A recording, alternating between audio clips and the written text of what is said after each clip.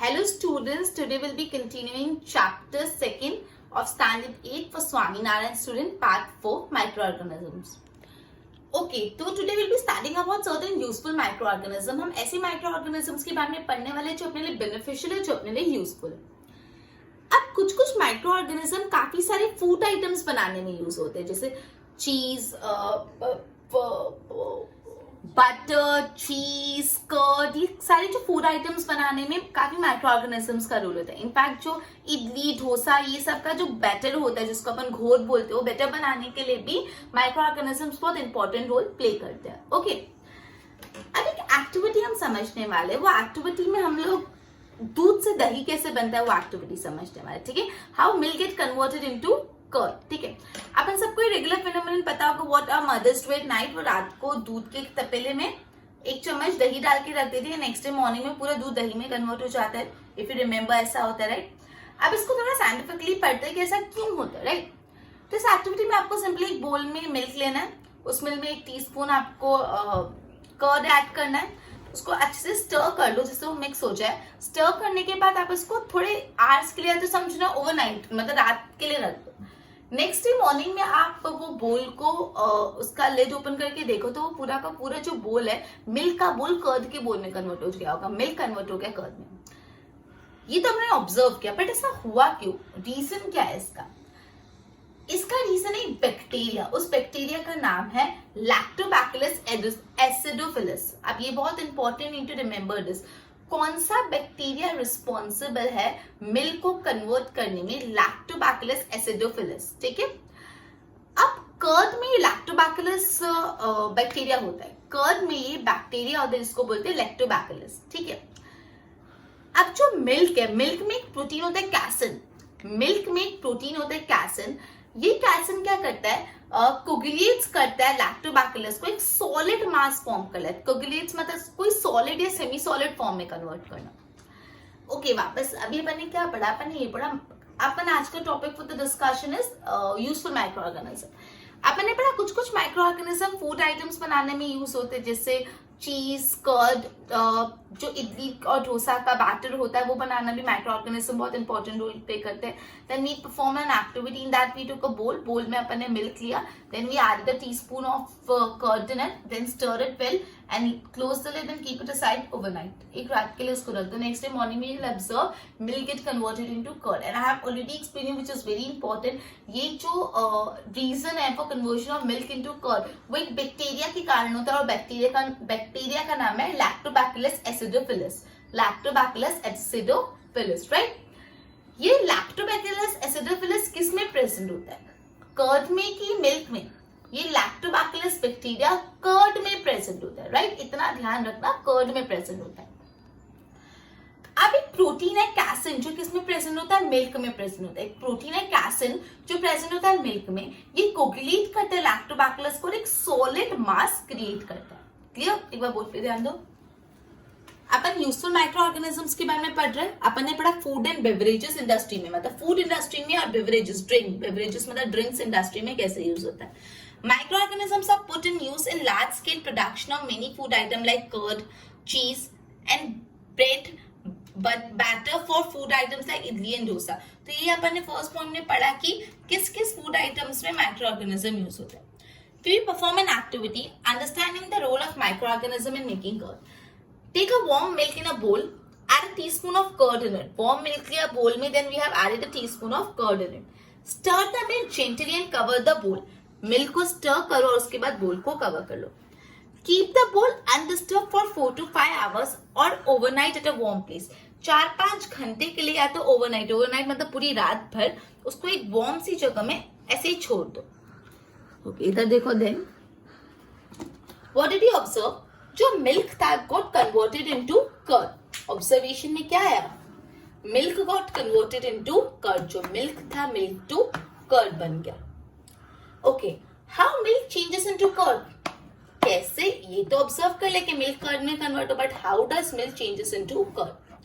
तो due to the presence of the bacteria called lactobacillus acidophilus, ये bacteria के कारण जिसका नाम है लैक्टोबैसिलस एसिडोफिलस। ठीक है, ये बैक्टीरिया का। And we added in milk again मतलब कर्ड भी एडेड इन मिल्क, जो भी हमने कर्ड, ये जो कर्ड हमने ऐड किया मिल्क में, उसमें बैक्टीरिया होता है लैक्टोबैसिलस एसिडोफिलस। उसके बाद बोला एक प्रोटीन होता है कैसिन, जो कहाँ पे प्रेजेंट होता है, मिल्क में प्रेजेंट होता है। उसका काम क्या होता है, it coagulates the presence of lactobacillus. वो लैक्टोबैसिलस के प्रेजेंस को कोगुलेट करके उसको एक सॉलिड फॉर्म में, सॉलिड मास में कन्वर्ट कर लेता है। आगे अपन इसको और डिटेल में पढ़ते हैं, आगे फर्दर प्रोसेस। पहले एक बार इसके अच्छे से नोट्स बना लो।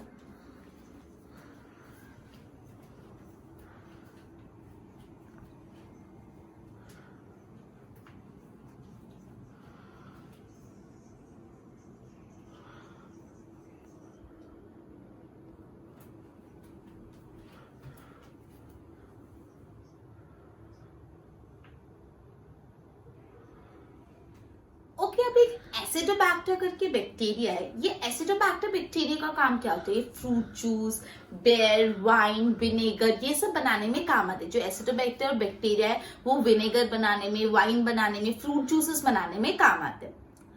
ओके, देन यीस्ट जिसको अपन बोलते हैं, yeast is also use in making wine, बेर, बेवरेजेस बनाने में काम आते हैं। जो यीस्ट है उससे अलग अलग बेवरेजेस बनती है, जैसे वाइन बनती है, बियर बनती है, सब अलग अलग बेवरेजेस यीस्ट से बनती है।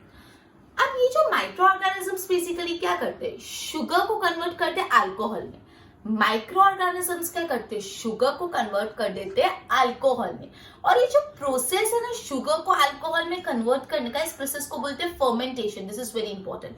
फर्मेंटेशन मतलब क्या होता है, जो प्रोसेस है जिसमें शुगर अल्कोहल में कन्वर्ट हो जाती है, the process of converting sugar into alcohol by the action of micro organisms, उसको बोलते हैं फर्मेंटेशन। फर्मेंटेशन में शुगर अल्कोहल में कन्वर्ट हो जाती है और उसको कन्वर्ट कौन करता है, माइक्रो ऑर्गेनिजम्स कन्वर्ट करते हैं, इसको बोलते हैं अपन फर्मेंटेशन।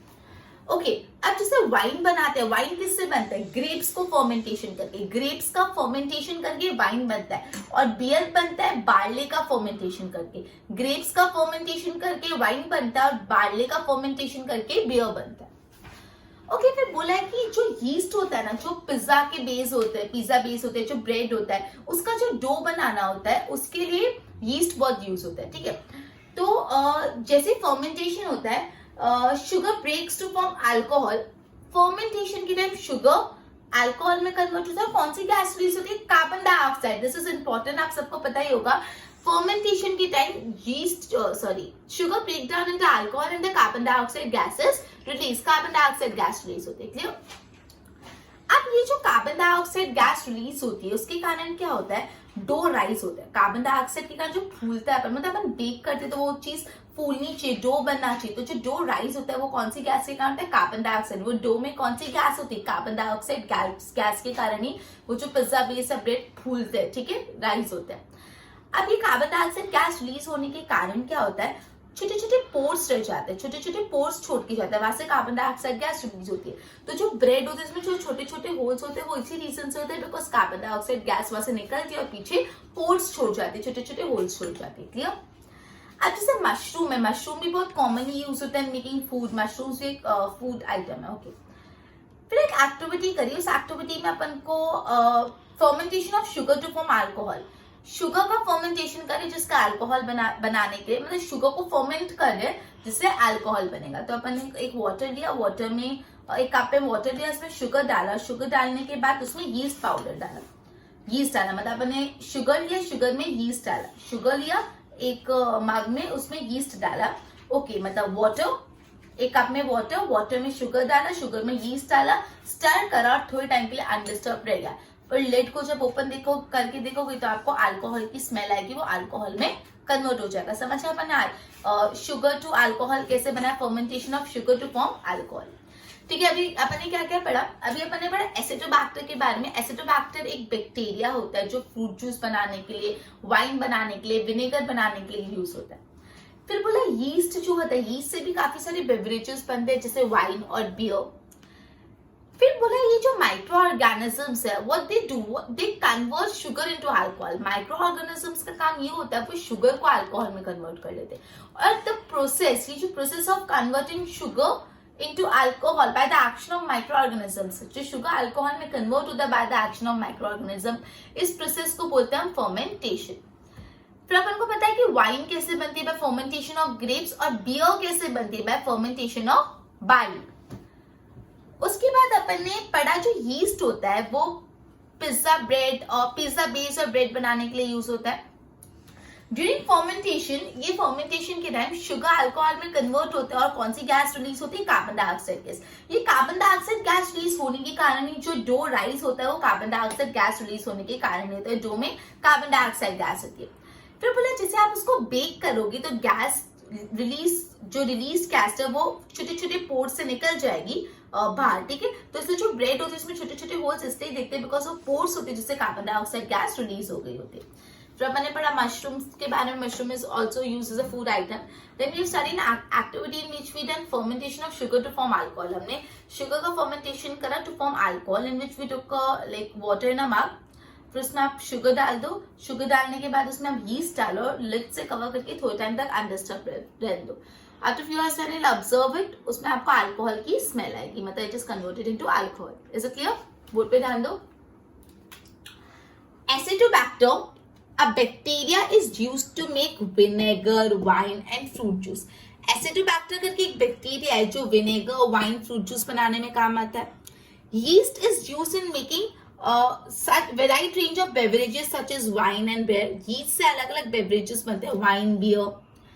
ये जो माइक्रो ऑर्गेनिज्म है, this microorganism convert sugar into alcohol. ये जो माइक्रो ऑर्गेनिज्म है शुगर को एसिड में कन्वर्ट कर लेता है तो अल्कोहल।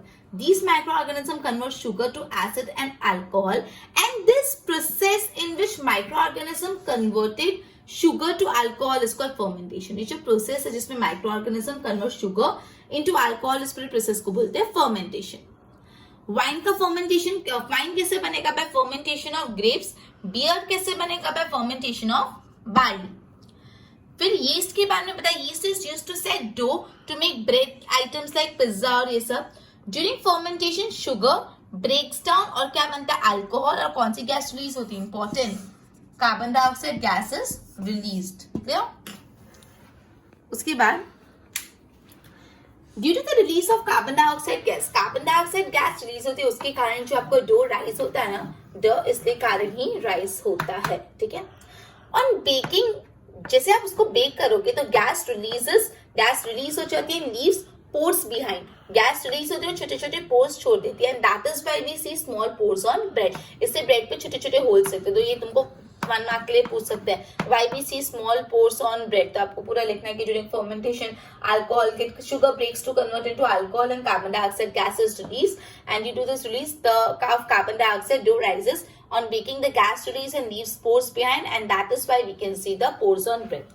फिर mushroom is commonly used in baking food. फिर एक्टिविटी पढ़ा fermentation of sugar to form alcohol by action of yeast. Take a lukewarm water in a cup and add 3 to 4 teaspoon of sugar in it. Add half teaspoon of yeast in it. फिर उसको lid से cover कर दो. After some time when you'll observe sugar is fermented to form alcohol. Okay? I hope इतना clear हो अपन ने अभी जितना पढ़ा. एक बार इसकी नोट्स बनाओ, अपन फर्दर और डिस्कस करते हैं.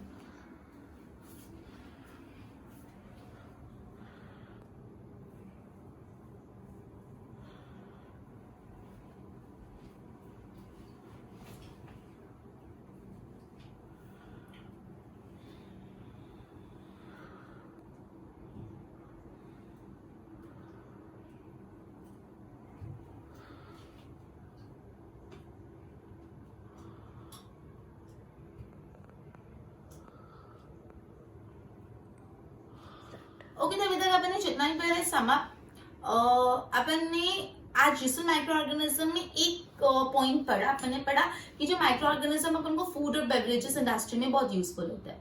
ओके, तो अपन ने सबसे पहले पढ़ा कि जो फूड आइटम्स होता है, जो चीज, कर्ड और जो पिज्जा के बेस होते हैं, ये सब माइक्रो ऑर्गेनिज्म, ये सब का काम माइक्रो ऑर्गेनिज्म उसमें यूजफुल होते हैं. ठीक है.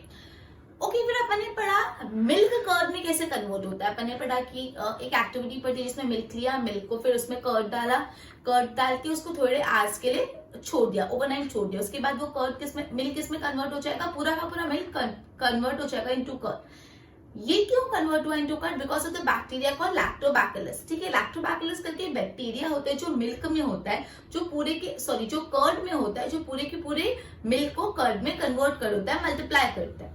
ओके, उसके बाद अपने एसिडोबैक्टर नाम का एक बैक्टीरिया के बारे में पढ़ा। एसिडोबैक्टर बैक्टीरिया क्या करता है, वो फ्रूट जूस बनाने के लिए, विनेगर बनाने के लिए, वाइन बनाने के लिए, ये सब बनाने के लिए यूज होता है।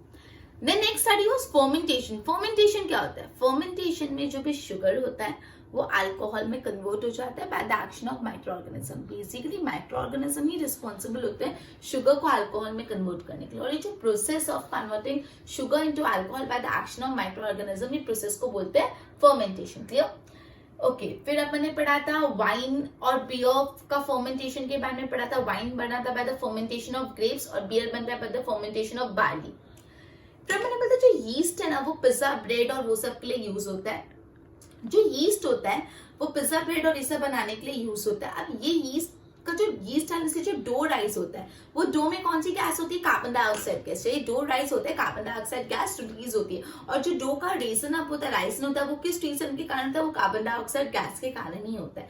फिर बोलते हैं जैसे आप उसको बेक करोगे तो कार्बन डाइऑक्साइड गैस रिलीज होती है by living a small spores, छोटे छोटे पोर्स छोड़ती थी, और इस रीजन से ब्रेड में छोटे छोटे होल्स होते हैं। ओके, इतना अपन ने आज पढ़ा, इसको आप एक बार प्रॉपर्ली नोट्स बना लो।